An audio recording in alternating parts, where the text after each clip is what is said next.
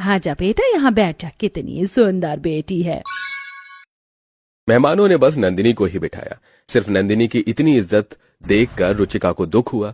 रुचिका को उसकी माँ आरती ने बैठने की जगह दी और फिर कुछ देर बाद, लड़कियों जाओ अपने होने वाली ससुराल के लिए चाय बनाकर लाओ।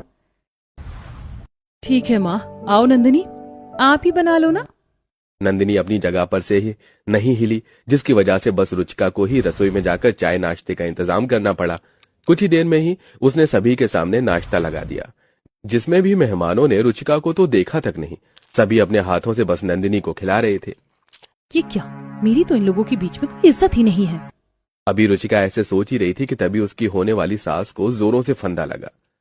अरे ये लीजिए, पानी लीजिए। रुचिका ने ऐसे बोलकर जल्दी से गंगा को पानी दिया। जहां एक तरफ रुचिका सभी का ख्याल रख रही थी, वहीं दूसरी तरफ नंदिनी को किसी की परवाह नहीं थी।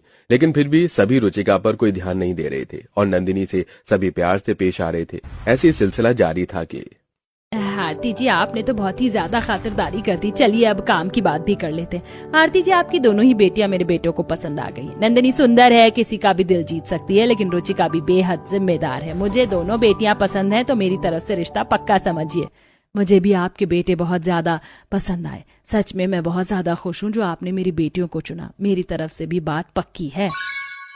आरती और गंगा दोनों ने अपनी मर्जी से अपने बच्चों ला रिश्ता तय कर लिया।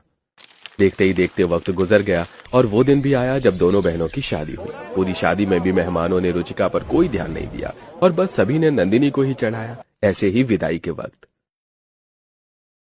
और यार, ये दुल्हनों में जमीन आसमान का अंतर क्यों है? छोटी बहन तो कितनी प्यारी और जरा बड़ी बहन को देखने से ही अजीब लग रही है।